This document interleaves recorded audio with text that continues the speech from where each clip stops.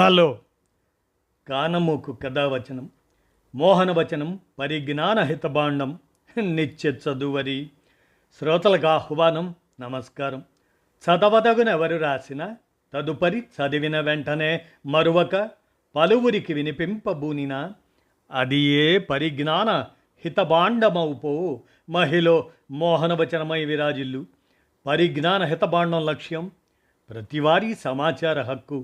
ఆస్ఫూర్తితోనే ఇప్పుడు స్నేహలత మల్ల ఒక బాధాతప్త తనయ హృదయ వేదన అనే ఈ అంశాన్ని మన కానమోకు కథావచన శ్రోతలకు మీ కానమోకు స్వరంలో ఇప్పుడు వినిపిస్తాను, వినండి. ఒక బాధాతప్త తనయ హృదయ వేదన. స్నేహలత మల్ల ఆమె అందజేసిన ఈ అంశాన్ని ఇప్పుడు మన కానమోకు కథావచన శ్రోతలకు మీ కానమోకు స్వరంలో వినిపిస్తాను, వినండి. నాన్న, నిన్ను చివరి చూపు చూస్తానా? నేను క్షేమం, యుద్ధంలో ఉన్న నీ క్షేమాన్ని కోరటం అత్యాశ అవుతుంది. నిన్ను చూసే, నీతో మనసారా మాట్లాడే అవకాశం నాకెలాగూ లేదు. కనీసం నిన్ను చివరి చూపు చూస్తానో లేదోననే ఆందోళనతో ఈ బహిరంగ లేఖ రాస్తున్నాను. మొన్న నంబాల కేశవరావు అంకుల్ను అనాథగా దహనం చేసిన తర్వాత కనీసం నీ పార్థివ దేహాన్ని చూడగలననే ఆశ కూడా కోల్పోయాను. నీతో ఇలా సంభాషించవలసి రావటమే అతి పెద్ద విషాదం. గత సంవత్సరం జరిగిన ఒక ఎన్కౌంటర్లో నీవే మరణించావని వార్త పొక్కింది. అది నిజమో కాదో తేల్చుకోలేక వారం పాటు బాధాతప్త హృదయంతో ఉండిపోయాం. ఎన్కౌంటర్ వార్త విన్నప్పుడల్లా మా ఇద్దరు పిల్లలు తాత ఎలా ఉంటాడమ్మా అని అడుగుతున్నారు. సరిగ్గా 40 ఏళ్ల కిందట నాన్న ఎలా ఉంటాడమ్మా అని నేను మా అమ్మని అడిగిన రోజులు నా స్మృతి పదంలోకి వచ్చాయి. కాలం చూడు ఎలా గడిచిపోయిందో. నీవు అజ్ఞాతంలోకి వెళ్ళి 50 ఏళ్ళు గడిచాయి. మొన్న ఎవరో అంటే విన్నాను, నీవు, మల్లోజుల కోటేశ్వరరావు, గణపతి అంకుల్ మొదటి తరం నాయకులు అని మీ జీవితంలో 3వ వంతు ప్రజలకు అంకితం చేశారు. ఏ మనిషికైనా ఇలాంటి జీవితం అరుదుగా లభిస్తుంది. స్వాతంత్ర పోరాటంలో వీరుల గాథలను పుస్తకాల్లో చదివాను.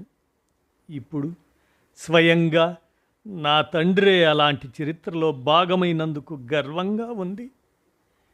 నేను పుట్టే నాటికే నీవు విప్లవాన్ని ప్రేమించావని అమ్మ చెప్పింది. అంతకు మునిపే నీవు అమ్మను ప్రేమించావు. ఆమె నీవు కోరుకున్న విప్లవాన్ని ప్రేమించి పొత్తిళ్లలో ఉన్న నన్ను వదిలివేసి నీతో వచ్చింది. తల్లి తండ్రి ఉండి కూడా అనాథలా బతికాను. నిరాదరణ, ఈసడింపులు జీవితాన్ని వెక్కిరించాయి. దుఃఖం కట్టలు తెంచుకొని నిద్రలేని రాత్రులు నాతో సహవాసం చేశాయి. బంధువులకు భారమైనప్పుడల్లా నేను గూడులేని పక్షినే. 6 ఏళ్ల వయసులో అనుకుంటాను. నేనున్న చోటుకు సంవత్సరం తర్వాత ఒకరోజు అమ్మ వచ్చింది. నేను అమ్మను గుర్తుపట్టలేదు. యథాలాపంగా నా ఆటలో నేను మునిగిపోయాను. ఆమె నా దరి చేరి అక్కున చేర్చుకొని నేను మీ అమ్మను అని చెప్పింది.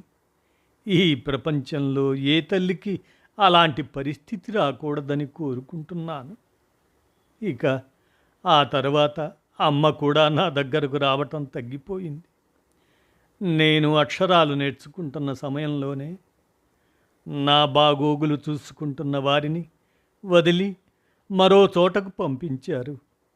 హాయిగా అమ్మ ఒడిలో నిద్రించవలసిన వయస్సు, చందమామ కథలు వినవలసిన సమయం, గోరు ముద్దలు తినవలసిన కాలంలో బతుకు చితికి కన్నీళ్లు మింగాల్సిన వచ్చింది. బాలకార్మికురాలి పాత్రలోకి జీవితం తర్జుమా అయింది. ఉదయాన్నే నిద్రలేచి నా వయస్సుకు తగని పనులు చేసి అప్పటికే అలసిపోయి బడికి వెళ్ళేదాన్ని. కడుపు నిండా తిండి, కంటి నిండా నిద్ర నాకు చాలా దూరంగా ఉండిపోయాయి. పారిపోవాలని ఉండేది, కానీ గమ్యం తెలియదు. చనిపోవాలనిపించేది, కానీ మార్గం తెలియదు.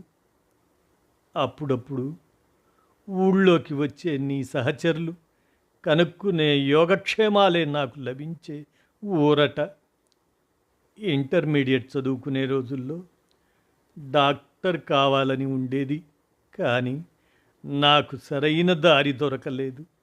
సరికదా, దారి చూపేవాళ్ళు లేరు. అప్పుడు అనిపించింది, అందరిలాగా నాకు అమ్మ నాన్న ఉంటే ఇష్టమైన చదువు దొరికేది కదా అని. అంతిమంగా నావి అస్థిరమైన వానాకాలం చదువులయ్యాయి.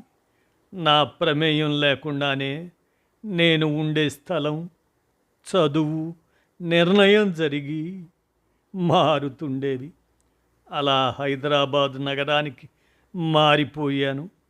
లక్షలాది మంది అనాథలను, వలస కార్మికులను తన ఒడిలో చేర్చుకున్న ఈ నగరం నాకింత చోటిచ్చింది. కాస్త జీవితాన్నిచ్చింది, కొంత జ్ఞానాన్నిచ్చింది. కొత్త స్నేహాలు, రాజకీయాలు, సామాజిక చలనాలు, ఆచరణ, అధ్యయనం నాకింత మనోధైర్యాన్ని ఇచ్చాయి.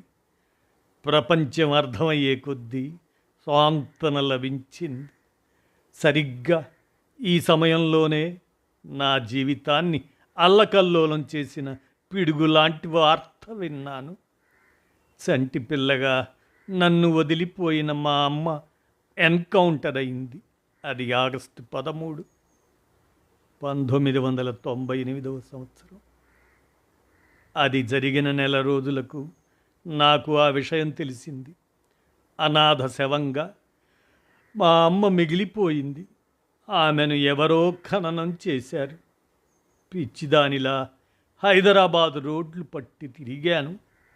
రాత్రి పగలని తేడా లేకుండా సంచరించాను. నిద్రాహారాలు మాని దుఃఖాన్ని ఆశ్రయించాను. ఒంటరిదాన్ని అయిపోయాను. కనిపించని శత్రువుతో మౌనంగా యుద్ధం చేశాను. తండ్రి ఉండి రాలేడు, తల్లి మరణించింది. ఈ జీవితం ఎందుకు అని ఎన్నిసార్లు అనిపించిందో. ఉస్మానియా యూనివర్సిటీ లా కాలేజీలో సీటు రావటం నా జీవితానికి చుక్కానిలా అనిపించింది. మలిదశ తెలంగాణ ఉద్యమంలో భాగస్వామ్యం కావటం వలన మామూలు మనిషిని కాగలిగాను. కానీ నేను పెళ్లి చేసుకున్న రోజు నీవు నా పక్కన ఉంటే ఎంత బాగుండునో కదా. నీ మనువరాలు నా కడుపులో పడినప్పుడు ఈ వార్త నీతో చెప్పాలని ఎంత ఆశపడ్డానో. అందరు స్త్రీల వలె తల్లిదండ్రుల చేతుల మీదుగా నాకు సీమంతం జరగాలని ఎన్నిసార్లు అనిపించిందో. బాలింత వాసన తీరకముందే నా బిడ్డకు నేనే స్నానం చేయించుకోవాల్సి వచ్చింది. నీ చేతుల్లో ఆడుకోవాలని, నీ భుజాల మీద కూర్చోవాలని, నీ వేలు పట్టి నడవాలని ఎన్నోసార్లు కోరుకున్నాను.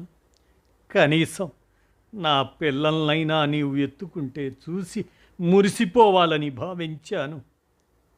డియర్ నాన్న, నేను కోరుకున్నవేమీ జరగలేదు, జరుగుతాయనే నమ్మకం లేదు. కానీ నీవు, నీ సహచరులు క్షేమంగా ఉండాలని, నీకు ఏమాత్రం ప్రమాదం జరగకూడదని బిడ్డగా నా కోరిక.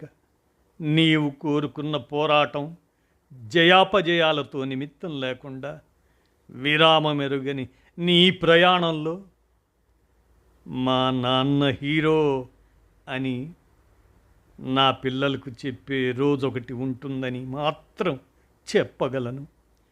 నీవు మల్లరాజిరెడ్డివో, మీసాల రాజన్నవో, శాయన్నవో, సంగ్రామంవో, మురళీవో నాకు తెలియదు. నాకు మాత్రం బాపువే, బాపువే. ప్రేమతో స్నేహలత. మళ్ళా ఇదండి ఒక బాధాతప్త తనయ హృదయ వేదన.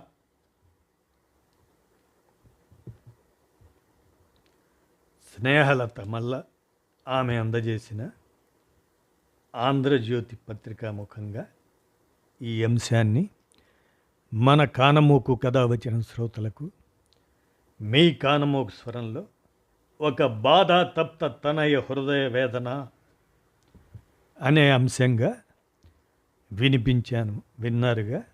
ధన్యవాదాలు.